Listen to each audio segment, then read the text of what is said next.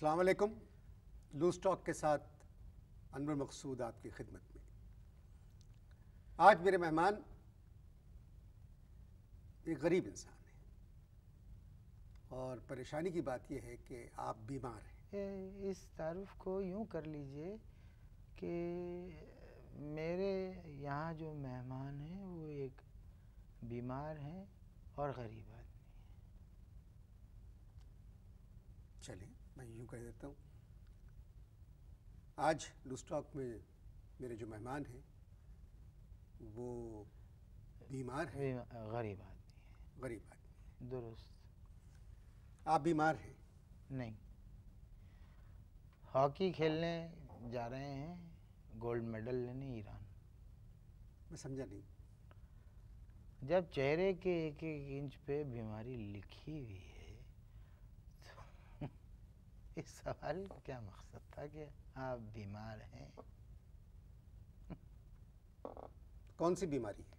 गुर्बत। गुर्बत तो कोई बीमारी नहीं है। सबसे बड़ी बीमारी है गुर्बत। पाकिस्तान में सबसे बड़ी बीमारी है गुर्बत, जिसका ना कोई इलाज है और न क्लिनिक। मगर मेरे भाई, आज हम गुर्बत पे बात नहीं करेंगे, हम बात करेंगे आपकी बीमारी पर। आपका जो प्रोग्राम है लूज़ टॉक मज़ाहिया प्रोग्राम है, कोई और बात करें। नहीं, बात हमें सिर्फ आपसे करना है। अच्छा अच्छा। क्या बीमारी है? हाँ, दिल के मरीज़ हैं और रीढ़ की हड्डी में भी कुछ मसाइल हैं। तो आपको कैसे मालूम हुआ कि आप दिल के मरीज़ हैं और रीढ़ की हड्डी में कुछ मसाइल हैं? आपकी तबीयत ठीक है? जी बिल्कुल। ये किस तरह के सवालात कर रहे हैं कि आपको कैसे मालूम हुआ? भाई मुझे बीमारी है, मुझे नहीं इल्म होगा तो किसको, रिश्तेदारों को, पड़ोसियों को होगा? ये तो क्या सवाल है। किसी डॉक्टर को दिखाया आपने? बेटा जो है मेरा 10 साल का है। कितने साल का है? 10 साल का। अब वो बनना चाहता है डॉक्टर। अगर मैं रहा और वो डॉक्टर बन गया तो मैं उसे ज़रूर दिखाऊंगा, उसी को दिखाऊंगा। तुम देख लेना, बाप से फीस नहीं लेगा। क्या करते हैं? मजदूरी, ईंटें बनाते हैं, सारा दिन ईंटें बनाते हैं। 2 बच्चे हैं, फिर भी घराना खुशहाल नहीं है। अजीब बात है, क्या करें। मेहनतकश बहादुर होते हैं। हाँ, इस मुल्क में बहादुर मेहनत कश नहीं है तो मेहनत कश बहादुर कहाँ से हो सकते हैं? आपको कैसे मालूम हुआ कि आपको दिल की तकलीफ है? हाँ, कमबख्त धड़कना बंद ही नहीं होता है। धड़कन रुकती ही नहीं है। इससे बड़ी और क्या बीमारी हो सकती है? आप तो शायराना किस्म की बातें कर रहे हैं। आपको कब मालूम हुआ कि आपको दिल की बीमारी है? हाँ, एक दिन मैं ईंटें बना रहा था, सुबह से लगा हुआ था, काम कर रहा था। शाम हो गई, झुटपुटे का वक्त आ गया, सोचा घर की तरफ चलते हैं। रास्ते में मैंने क्या किया कि बच्चों के लिए बन कबाब खरीद लिए। घर पहुंचा, बस फिर मुझे कुछ याद नहीं रहा। आँख खुली तो मैं अस्पताल में था। मैंने पूछा क्या हुआ? कहने लगे आपको दिल का दौरा पड़ा है। अब अस्पताल वाले कहने लगे कि 30,000 रुपये यहाँ जमा करा दीजिए तो आपका इलाज शुरू होगा। मैं वहाँ से चला आया और 4 दिन घर में रहा, फिर मजदूरी शुरू कर दी। आपको किसी सरकारी अस्पताल जाना चाहिए था। अच्छा खासा आपका प्रोग्राम है, इसमें इस तरह की बातें करके क्यों अपने प्रोग्राम का मूड खराब कर रहे हैं आप? कहाँ रहते? कराची में। नहीं, पता बताएं। पता बताने के लिए मकान ज़रूरी है। साल हर साल ईंटें बनाकर लोगों के मकान बनाए, लेकिन हम आज भी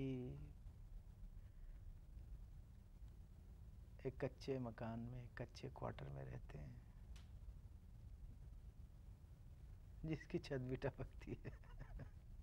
नहीं, इसमें कोई बुरी बात नहीं है। लाखों लोग ऐसे मकानों में रहते हैं। गरीब होना, मैं आपसे कहूँ, कोई बुरी बात नहीं है।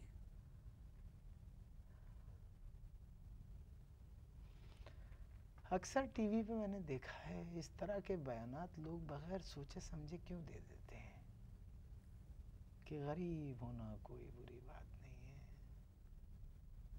कभी एक्सरे कराएं गुर्बत का, एक्सरे कराएं।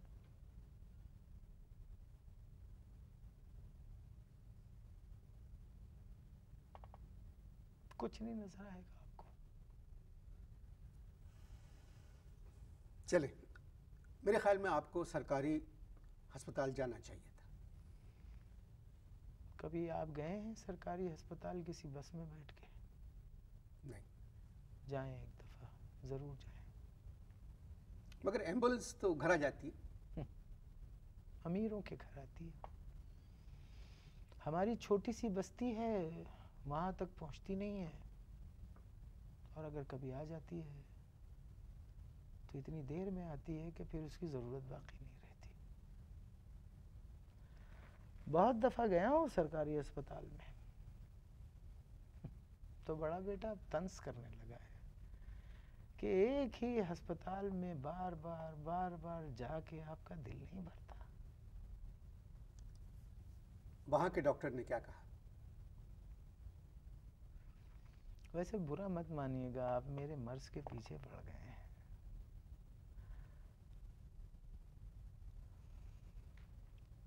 आहा, हमारा तो एक ही शायर था, हबीब जालिब। जालिब की शायरी आपने पढ़ी है? पढ़ी है। वो तो ऐसा लगता है जैसे तमाम मेहनत कशों ने मिल के कही है। घर में भी कहाँ चैन से सोए थे कभी हम, जो रात थी जिंदा में वही रात वहाँ थी। शेर तो आपने बिल्कुल सही पढ़ा। जालिब थे भी तो सही शायर। उनके दुनिया से जाने के बाद तो हम लोगों ने एहतजाज करना भी छोड़ दिया।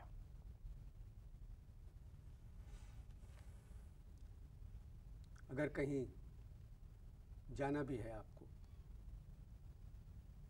तो ठहर जाए, इश्तहार देके।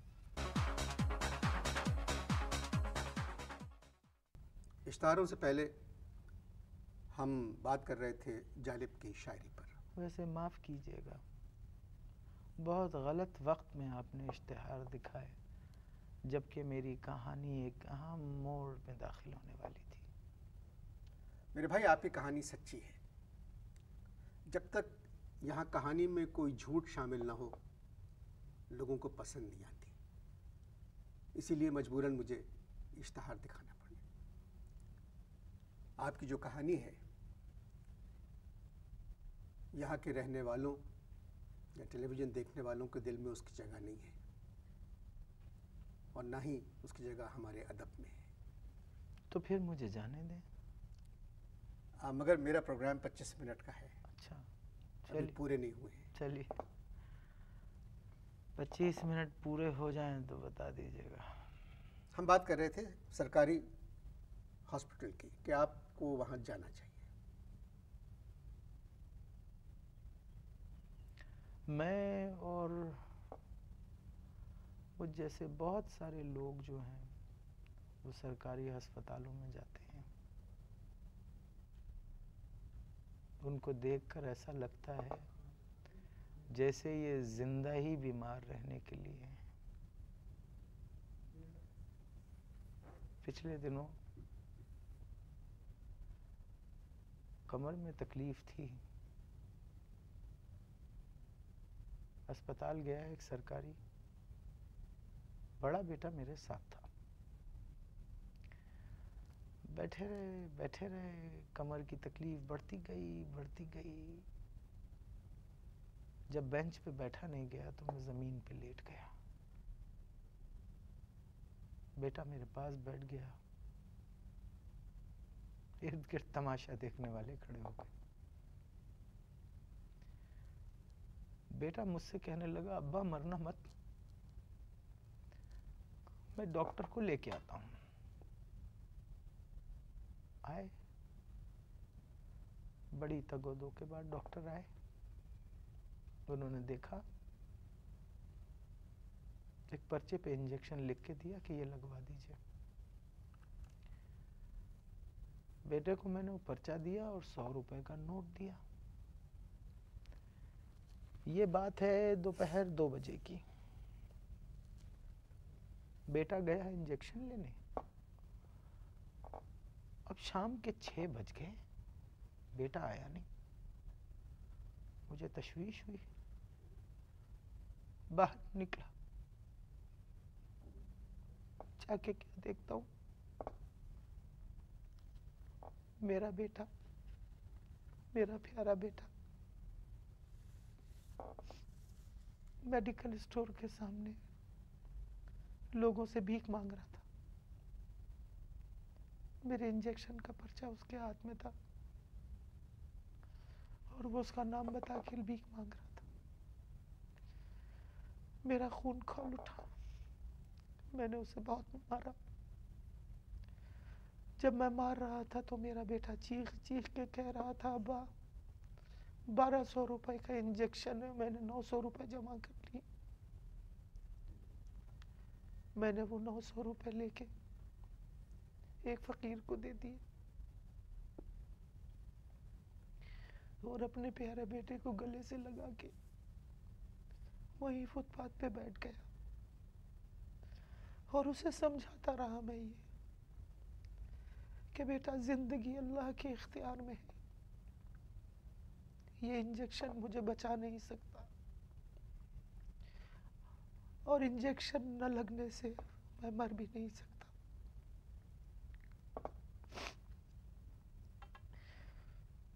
दूसरे दिन से मेरे बेटे ने स्कूल जाना छोड़ दिया,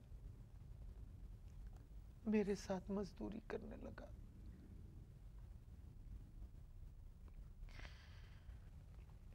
गरीब आदमी को बीमार पड़ना ही नहीं चाहिए,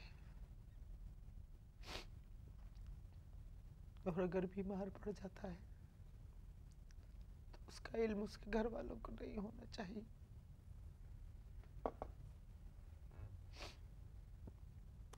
चलें जी, ये तो किस्से हैं, मतलब जो लोग देख रहे हैं उनके दिलों पे तो असर किया होगा इस बात ने। मगर मैं तो समझता हूँ आप लोग बहादुर हैं कि इन हालात में, इन मुश्किलात में भी आप मुसलसल काम कर रहे हैं और अभी भी काम कर रहे हैं। वैसे आप अकेले बीमार नहीं हैं, इस मुल्क के 15 करोड़ लोग बीमार हैं, आधे जिस्मानी तौर पर और आधे ज़हनी तौर पर। मजबूरी है, हमारा मुल्क गरीब मुल्क है, सेहत और तालीम दोनों का हम ख्याल नहीं रख सकते। ये बात मत करें कि हमारा मुल्क गरीब मुल्क है। मुझ जैसे गरीब अपनी दवा पे इतना पैसा नहीं खर्च कर पाते जितना आप जैसे अमीर अपनी दारू पे उतना पैसा खर्च कर देते हैं। ईंटें बनाता हूँ, उन ईंटों से जो मकान बनते हैं 10 लाख में बनते हैं, 1-1 करोड़ रुपए में बेचकर और मकान खरीदे चले जा रहे हैं। मुझे क्या मिलता है? एक ईंट बनाने के उतने ही पैसे जितने आज से 15 साल पहले मिलते थे। क्या बदला? गरीब सिर्फ पाकिस्तान ही में नहीं है, हर मुल्क में होते हैं। गरीब ना हो तो फिर ये पता कैसे चलेगा कि अमीर कौन है? क्या फ़ायदा है हमारा?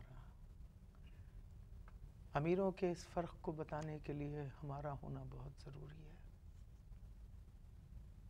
मैं क्या कह सकता हूँ?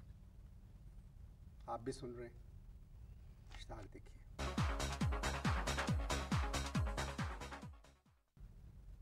जी माफ़ कीजिएगा, ये वक्फा ज़रूरी होता है।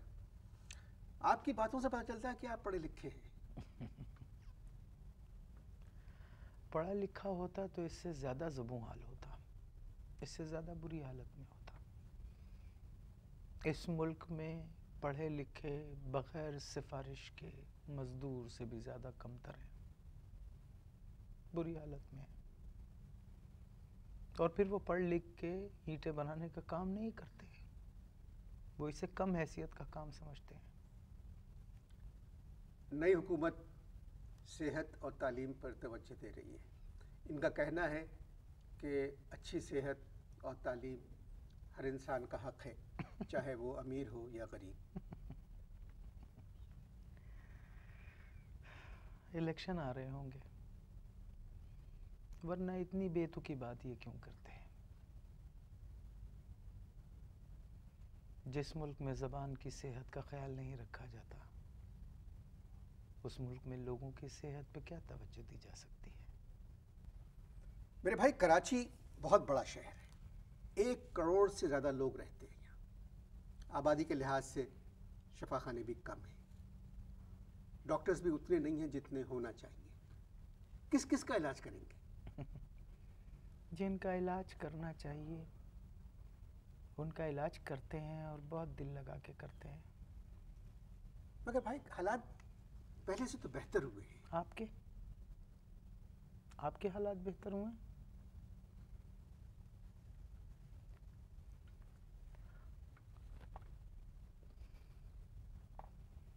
हमारी तो परेशानियों में और इजाफा हो गया है। क्या चाहिए गरीब आदमी को? क्या चाहिए? दाल, चावल, आटा, मिट्टी का तेल, चाय की पत्ती, पानी। इन्हीं चीज़ों की कीमतें बढ़ गई हैं। और इन कीमतें बढ़ने से आपको क्या फ़र्क पड़ेगा? हमसे पूछिए कैसे घर चलाते हैं।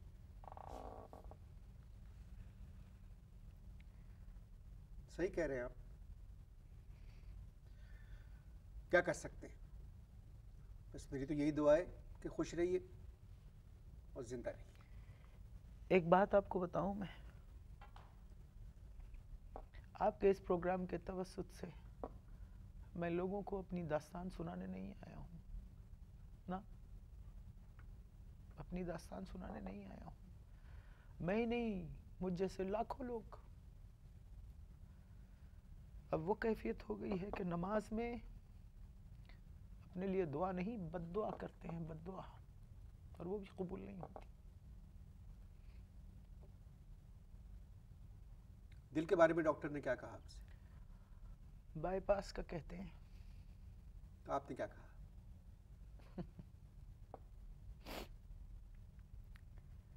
मैंने उनसे कहा कि जो लोग कराची में बाईपास बना रहे हैं, उनकी अपनी जेब उनको अब उनके बाईपास की इजाज़त नहीं देती। बस दुआ करें कि गुर्बत ख़त्म हो जाए। मेरा ख्याल है गरीबों को ख़त्म कर दें, ये ज़्यादा आसान है। मैं अब इजाज़त चाहता हूँ, मेरी तबीयत कुछ बिगड़ रही है। जी, मेरे प्रोग्राम के 25 मिनट भी पूरे हो गए तकरीबन। मेरे भी 50 साल का प्रोग्राम ख़त्म हो रहा है। चलिए, मैं आपको हॉस्पिटल ले चलता हूँ। नहीं, 1200 रुपए के इंजेक्शन की वजह से अस्पताल न जाने का कष्ट कर रखा है मैंने। घर छोड़ दूं आपको मैं? नहीं, बेटा साथ है। और फिर आज बसों की हड़ताल भी नहीं है, चला जाऊंगा। जालिब पे बात रह गई। और हालात देखिए आप बदल रहे हैं। जालिब की ज़मीन से मोहब्बत कभी रायगा नहीं जाएगी जब तक आप लोग हैं। आप लोगों की वजह से जालिब का नाम है। हालात बदल रहे हैं, मैं आपसे कह रहा हूँ, सब कुछ बदल रहा है। फूल शाखों पे खिलने लगे, तुम कहो। जाम रिंदों को मिलने लगे, तुम कहो। चाक सीनों के सिलने लगे, तुम कहो। इस खुले झूठ को, जहन की लूट को मैं नहीं मानता, मैं नहीं मानता, मैं नहीं मानता। खुदा हाफ़िज़।